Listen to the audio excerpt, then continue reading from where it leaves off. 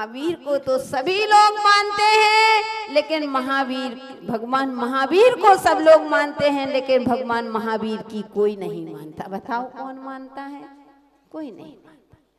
इसलिए बंधुओं, जब तक उच्चारण और आचरण की जे दूरी हो, सबसे बड़ी दूरी होती है तो उच्चारण और आचरण की। और जब तक ये उच्चारण और आचरण की दूरियां रहेंगी, जब तक हमारा जीवन हमेशा तमाशा बना आ रहा है, बनता आ रहा है, वो बना हुआ है, वो आगे भी बनता जाएगा। इसलिए मैं कह रही हूँ कि आप अपने जीवन को तमाशा ना बना करके इस 24 समूह शरण लगे हुए हैं। और बंधु, आमंत्रण देना पड़ रहा है, आओ भगवान की भक्ति करो, भगवान की आराधना करो। अभी समय नहीं है, मेरे पास अभी समय नहीं है। बंधु, जो भगवान का भक्त होता है उसको कभी आमंत्रण नहीं दिया जाता है। अरे जो मेहमान होता है उसको आमंत्रण दिया जाता है। क्या तुम भगवान के मेहमान हो? क्या जो बैठे हो भगवान के मेहमान हो क्या? नहीं, हम भगवान के मेहमान नहीं, हम भगवान के भक्त हैं। और जो भक्त एक बार बन जाता है तो वह नियम से भगवान बन जाता है। इसलिए बंधु, समय आपका हो रहा है, आपसे इतना ही कहेंगे कि अपने जीवन में उस पुण्य को गाढ़ा करो, उस पुण्य को इतना बढ़ाइए, इतना बढ़ाइए। एक भक्त तो मौका देखता है कि मुझे कुछ होने का मौका मिले, और तुम अपने ही और यहाँ बैठोगे। एक बार भी अगर समूह शरण में आकर के बैठ गए तो बंधु, भक्ति का यह खुशबू, भले ही तुम भगवान ना बन पाओ, लेकिन तुम्हारे जीवन की दिशा और दशा को अवश्य बदल देती है। क्योंकि भगवान की आराधना उस सेंट की दुकान की तरह हुआ करती है। जिस प्रकार से सेंट की दुकान में जाते हो, भले ही सेंट ना खरीदो, लेकिन जब तक सेंट की दुकान पर बैठे हो तो तुम्हें उस सेंट की खुशबू तो आएगी ही आएगी। आती है कि नहीं? आती है। ऐसे ही जब तक हम भगवान के भक्त चरणों में बैठे हैं, जब तक बंधु मैं कहती हूँ तुम्हारे परिणाम निर्मल तो रहेंगे ही रहेंगे। भगवान के चरणों में, गुरु के चरणों में बैठे हैं, उतने समय के लिए आपके परिणाम निर्मल रहेंगे, आपकी विशुद्धि बढ़ेगी। 1 घंटे भी अगर आप भगवान के चरणों में बैठ गए, कितना आपने पुण्य का अर्जन कर लिया, कितना आपने पुण्य का संचय कर लिया। और यही धर्म तुम्हारा साथ देगा। चिर रक्षक धर्म हमारा हो धर्म हमारा, चिर साथी जग में न हमारा कोई था, हम भी न रहे जग के साथ। तो बंधुओं, अपने जीवन को उस धर्म के प्रति पंडित जी बता रहे थे कि आस्था।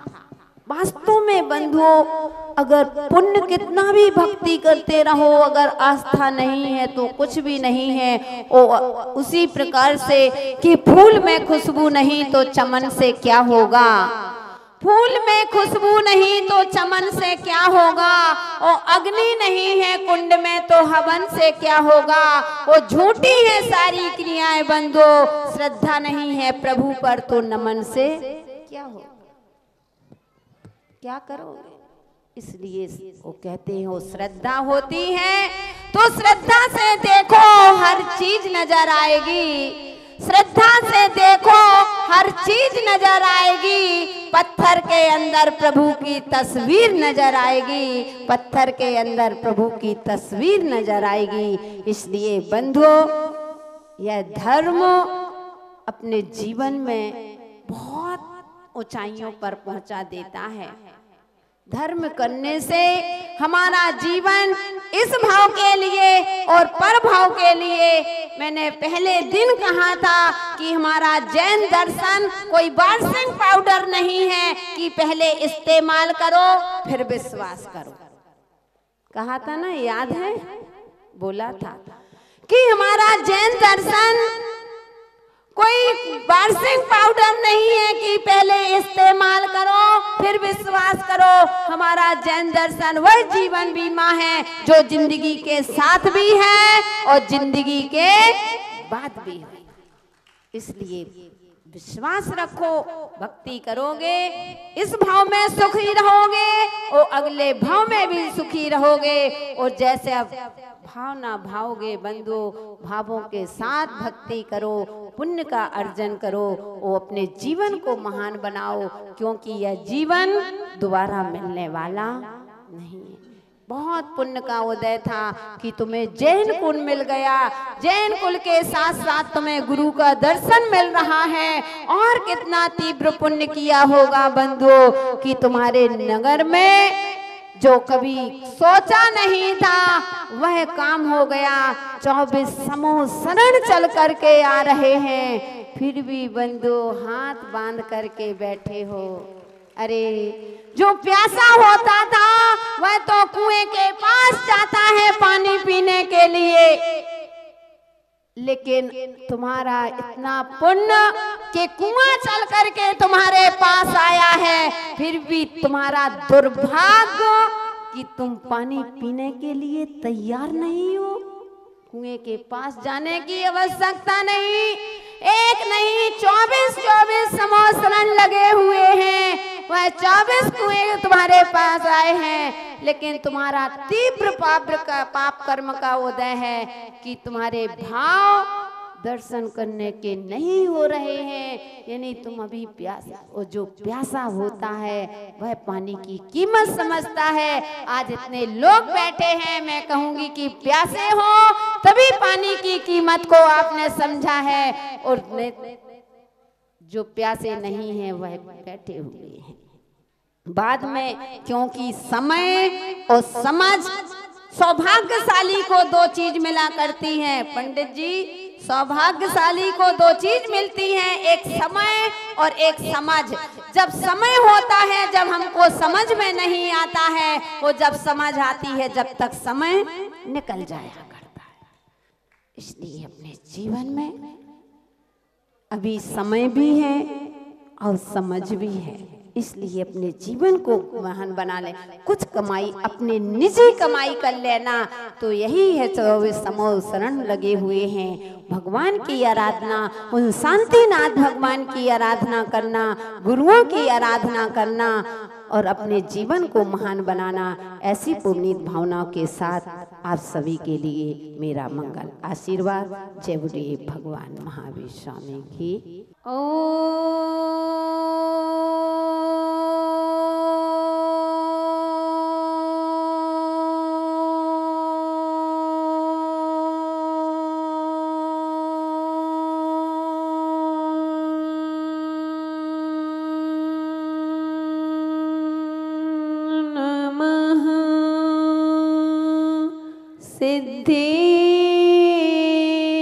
सिद्धिभ्यः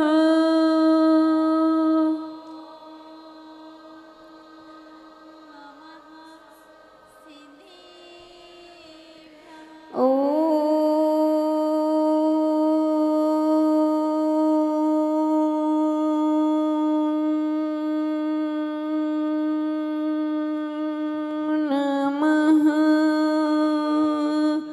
सिद्धिभ्यः।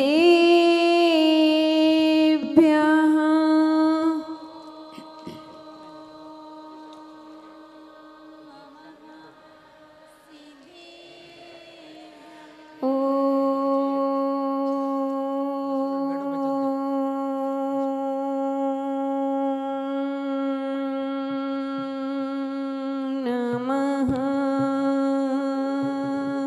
सिद्धिभ्यः।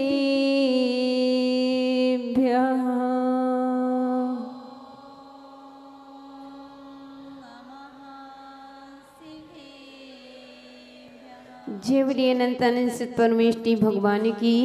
त्रिलोक पूज्य पंच परमेष्टि भगवान की 1008 श्री देवादिनाथ भगवान की 1008 मम संगमूलय श्री शांतिनाथ भगवान की 1008 श्री चिंतामणि पार्श्वनाथ भगवान की 1008 भगवान महावीर स्वामी की परम पूज्य संत श्रोमणी आचार्य गुरुदेव 108 विराग सागर जी महामुनिराज की अहिंसा में विश्व धर्म की 1008 समूह शरण महामंडल विधान की जबर परम पूज्य सिमणी घरणी आर्य का 105 बिंद श्री माता जी की बोली आर्य का छोटी माँ विद्वश्री माता जी की पुजारी विराजमान आर्य का संघ की पुजारी वर्ग ध्यान दीजिए, एक बार मन से संपर्क करेंगे सीधा करके। धर्म स्नेही प्यारे प्यारे भक्तात्माओं, भक्ति रूपी गंगा में स्नान करके अपने जीवन को पतित से पावन बनाने की यहाँ यात्रा चल रही थी। वह यात्रा आज विधान की अंतिम यात्रा है। आप सभी ने भावों के साथ उस भक्ति रूपी गंगा में स्नान किया है, अपने इन हाथों को पवित्र किया है, अपने अनादिकाल से लगे हुए कर्मों को दूर करने के लिए, अपने जीवन को पवित्र बनाने के लिए जो आपने भक्ति की है, यह भक्ति आपको जीवन को सच्चे सुख को देने वाली होगी। बंधुओं, आज प्रवचन का समय नहीं, मात्र आशीर्वाद है सभी के लिए कि आप लोगों ने जो भक्ति की है, आराधना की है, यह दूसरों के लिए, स्वयं के लिए होती है। भक्ति से ही हम जीवन को पावन और पवित्र बना सकते हैं। तो बंधुओं, पूज्य आचार्य भगवान मम गुरुदेव आचार्य विराग सागर जी महाराज के आशीर्वाद से यह कार्यक्रम संपन्न हुआ। मैंने 26 तारीख को भी बताया था कि लट्टू कहीं भी प्रकाश दे, लेकिन मेन स्विच से बंद हो जाए तो लट्टू की क्या औकात है कि वह तुम्हारे यहाँ प्रकाश कर सके। ऐसे ही बंधुओं, आज हमने जो भी दिया है सब गुरु का दिया हुआ है। हमारे पास जो भी है गुरु का दिया हुआ है। हम तो एक पोस्टमैन की तरह हैं। जिस प्रकार से पोस्टमैन के पास जो चिट्ठियां होती हैं, वह जिसकी जहां चिट्ठियां होती हैं उसके घर तक पहुंचा देता है, तो ऐसे ही अध्यात्म की चिट्ठियां गुरुदेव ने हमें बंगाई गांव के लिए दी थी। अब बंगाई गांव की चिट्ठियां हम बांट चुके हैं, और भी है 2-4 दिन की और बची हैं, देखते हैं कितने दिन की है, अभी देखा नहीं है खजाना। तो बंधुओं, हम पोस्टमैन की तरह आए थे। अध्यात्म की चिट्ठियां गुरु की आपको दी हैं। उस अध्यात्म की चिट्ठी का एक बार अगर रसपान करेंगे तो नियम से आपके जीवन का बहुत ऊंचाइयों का जीवन जाएगा और आप सभी का जीवन महान बने। ऐसी पवित्र भावना के साथ सकल दिगंबर जैन समाज के लिए हमारा आशीर्वाद, जो बाहर से आए हुए हैं उन सभी के लिए हमारा बहुत बहुत मंगल आशीर्वाद। बड़े भावों के साथ हवन करेंगे। पंडित जी वगैरह सभी के लिए, जो भी यहाँ पर बैठे हैं उनके लिए आशीर्वाद, और जो नहीं बैठे हैं घर में बैठे उनके लिए भी हमारा मंगल आशीर्वाद। सभी के लिए हमारा बहुत बहुत मंगलवार आशीर्वाद। इन्हीं पुनीत भावनाओं के साथ जय बोलिए महावीर भगवान। प्यारे प्यारे भगवानों, आज इस मंदिर के प्रांगण में आप सभी को एकत्रित देख करके अंदर से तहे दिल से खुशी हो रही है, क्योंकि कहते हैं जहाँ भगवान का समूह शरण होता है वहाँ भव्य जीव स्वतः ही पहुँच जाते हैं। और बंधुओं, आज भगवान की संख्या देख रहे हैं, ऐसे बैठे हुए हैं बंगाई गांव वासियों। यह भगवान एक साथ बैठे हुए हैं, यह आपको संकेत दे रहे हैं अब हमारे अंदर कि हमें किस तरह से ग्रहण करना है। एक साथ भगवान बैठे हैं, इसका यही हमें संकेत मिल रहा है कि हे भव्य जी, अब जिस तरह से हम एक यहाँ पर बैठे हैं, अगर आप सभी एक साथ ऐसे ही हमेशा बैठे रहो तो नियम से सिद्धालय में विराजमान हो जाओगे। क्योंकि जो यहाँ एक साथ नहीं बैठ सकता है वह सिद्धालय में क्या बैठ पाएगा। इसलिए एक साथ भगवान बैठे हुए हैं। मुझे याद आती है एक बार एक व्यक्ति संतरा चढ़ा करके चला गया। संतरा जानते हो, ऑरेंज चढ़ा करके गया। मैंने उस ऑरेंज को देखा तो मैंने उस ऑरेंज से पूछा कि ये ऑरेंज है संतरे, ये बताओ कि तुम्हारी कली अलग अलग होने पर भी तुम लोगों का रस एक सा क्यों रहता है? हर कली अलग अलग होती है लेकिन रस सबका एक सा होता है। कभी अलग अलग स्वाद आया क्या? नहीं।